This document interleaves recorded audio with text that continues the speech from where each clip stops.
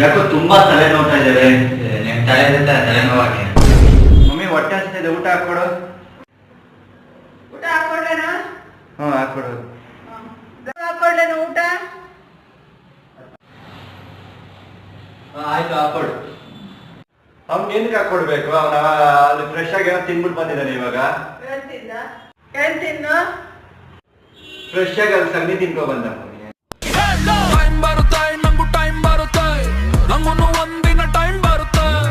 ಅವ್ನು ಸಗಣಿ ತಿನ್ಕೊ ಬಂದಿದ್ದಾನೆ ಅಂತ್ಯಾ? ನಿನಗೆ ಮಾಡ್ತೀನಿ ತಡಿ ಇವಾಗ.